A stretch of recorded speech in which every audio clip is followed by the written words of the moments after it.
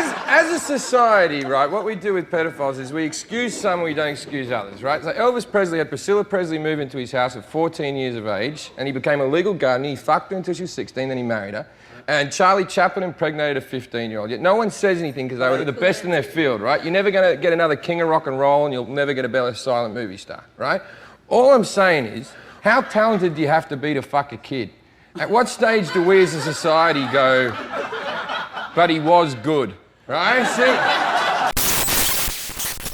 Hello everybody, I am That One Punk and welcome to another video. I had a different video planned originally, but I got COVID. I know, what loser gets COVID in 2023? This guy. The video I was planning to put out needed a little bit too much research to put out now, so I decided to make this video while I'm in the process of making that other one, but I think the other one will be great, especially for my best friend who kept asking for it for like 5 years. It's coming. Today I wanted to do a topic I've wanted to cover for a little while, and that is the concept of art versus artist. In case you don't know what that phrase means, it's normally attributed to, can we ethically consume the art of terrible people?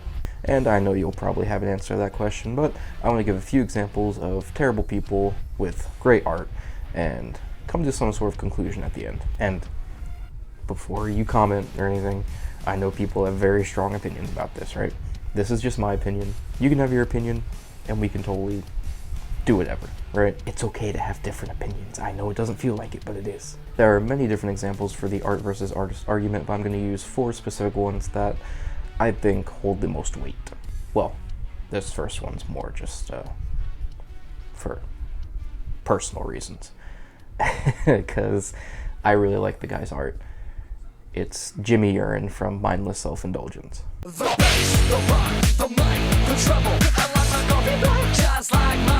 In case you don't know, Mindless Self-Indulgence has been a controversial band since they busted out onto the music scene in the early 90s, being influenced by a wide array of artists from 9 Inch Nails to Biggie Smalls.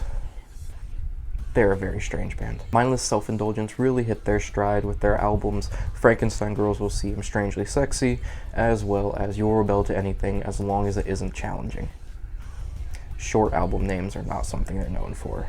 And they have always been pretty controversial because Jimmy likes writing some fucking weird lyrics, man. Even as a fan of Mindless Self-Indulgence, I can't condone some of the songs Jimmy has written, especially Panty Shot. 5-year-old Panty Shot. I could see between her. 5-year-old Panty Shot. Listen, I know the MSI fandom is really defensive, and that's fine, but I can't defend this song. This song is gross. I hate it. Even if it is satirical, not a fan. But I will stick up for most of their work being pretty good and having nice messages.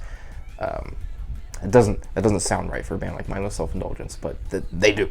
And in, I believe it was 2019, Jimmy Urine was sued for sexual assault of a minor. At the time, it was kind of not surprising, mostly because these rumors have been spreading around for a while, especially via Jackoff Jill.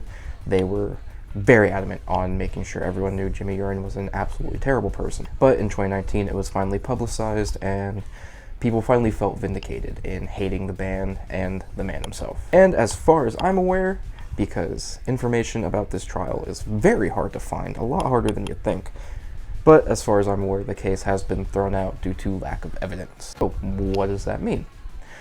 Well, I personally believe in being innocent until proven guilty, and even as shady of a person as Jimmy Urine is, nothing has really swayed me to one side or the other, so he's just kind of there for me. I still love Mindless Self-Indulgence.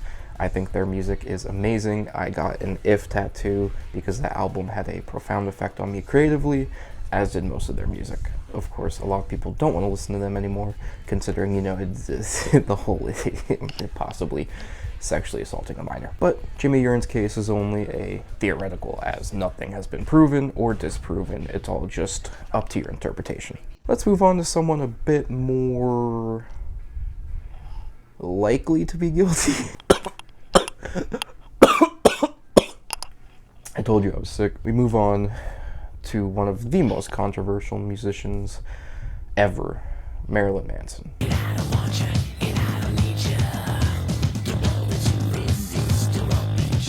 Don't know who Marilyn Manson is, you're a baby. But he was one of the most influential musicians to industrial and heavy metal in the late 90s and early 2000s, though he always, from day one, carried some controversy with him. He has been through many lawsuits involving abuse, sexual abuse, and also was blamed for the Columbine massacre. That one's bullshit, but you know it is what it is. And he seemed to lie low from the more serious allegations throughout most of his career, being a big success while getting himself into controversy all the time because it's Marilyn Manson. But in 2021, one of his ex-lovers wrote a letter and detailed her relationship and how abusive and awful it was, and more women kept coming out about their experiences with Marilyn Manson.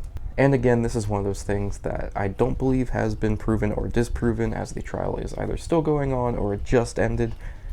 I tried doing as much research as I could and kept finding conflicting information.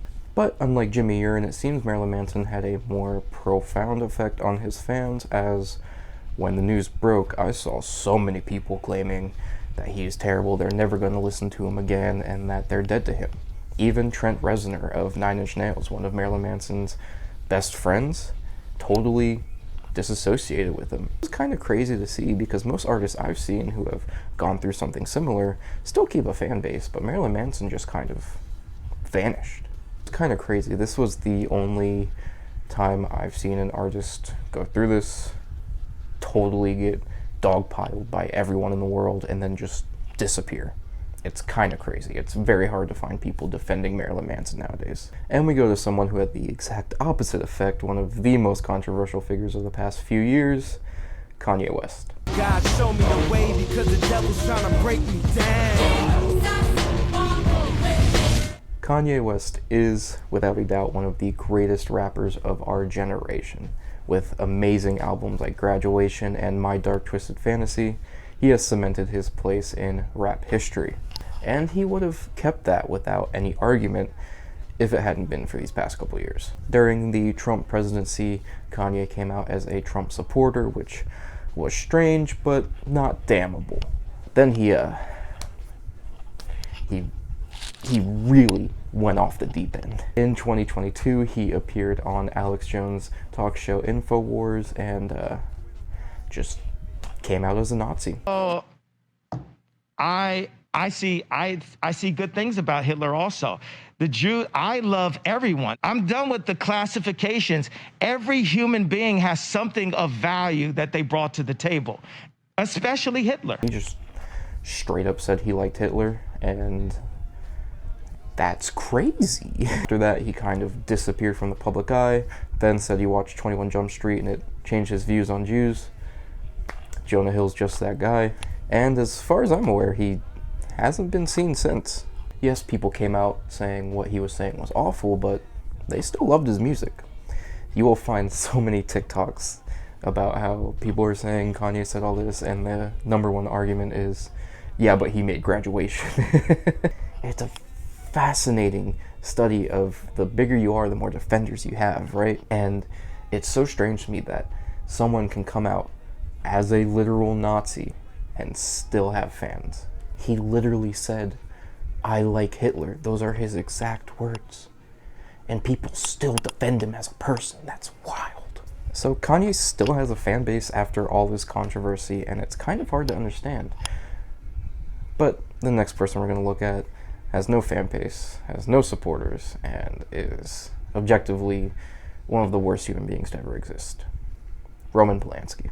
If you're not too well versed in film, Roman Polanski was a director, and he made one of the greatest horror films of all time in Rosemary's Baby. And in his career, he got caught drugging and sexually assaulting a 13-year-old girl, and during the trial, he fled to France. He is a disgusting human being, and I hope he dies soon. I don't know if I can say that, but I think YouTube can make an exception on me wishing death on a literal pedophile. Roman Polanski is someone you don't see talk about too much because while his influence was vast, it certainly does not match to someone like Stanley Kubrick or Christopher Nolan. But his films are still seen as classics. Rosemary's Baby is in the Criterion Collection. But people don't want to support him while he's still alive. I mean, if you watch the kill count on Dead Meat, the man himself said that he will only cover Roman Polanski when he is dead. Fuck you, Victor Salva. Roman Polanski, I'll cover your movies when you're dead. I mean that. And that's an interesting argument, that people can see that someone's art is great, but they don't want to support them while they're alive, so they won't give them any attention or financial help until they are in the ground, dead. And while I personally think Roman Polanski's movies are amazing, I refuse to buy digital copies, physical copies, or stream them, because any money I give to that man is dirty money, no matter what. Fuck Roman Polanski. So, with those examples, we see the different effects that terrible people have on their own art. With Jimmy Urine, you have people feeling vindicated that they can finally have good reason to not like his music. With Marilyn Manson, you have people who love the fact that they can no longer listen to his music and that they can call him a horrible person. I know my grandparents were excited when they found out Marilyn Manson was actually a terrible person. You have someone like Kanye West, who, even though they did and said some horrible things, people will still defend them as a person and love their music even more than they did before. And you have the case of Roman Polanski, where people may still cite him as an influence, but they're not going to support him in any way. So what's the right decision in all this? There is none. There will never be a right answer in the art versus artist debate, and it's really up to you to make your own answer. Me, personally, I can separate the art from the artist most of the time. With something like Jimmy Urine's case or Kanye West's case, I can see them as terrible people, but their art is so good that I believe I can look past it and look at their art as its own thing. But with Roman Polanski doing something so awful like that, while I think his art is amazing, I will not support it until he is making no money off of it. And you can totally disagree with me on that. You can say that there is no ethical consumption of art made by terrible people, and that's totally fine. Because let's face it, if we were to stop listening and watching and looking at art made by terrible people, we'd have nothing to entertain us. Everybody has a dirty past. Everybody can get canceled for anything. So when Taylor Swift gets held up on the cancel pedestal, don't act like we haven't seen it before. I don't know, I didn't have a script for this video. I was just kind of ranting, going off what I wanted to say. I am still sick, so maybe everything I said didn't make sense. I don't fucking know. But hopefully it made sense. Hopefully you liked this video. If you do, leave a like. If you like my content, subscribe. I have a Patreon in the description. It starts at $1 a month. I'm sure you could spare that. And I have a Discord server in the description if any of you would like to come, chill, hang out, talk about whatever. And my next video is a big project, so I'm not sure how long it's going to take, but hopefully it'll be out within the next month.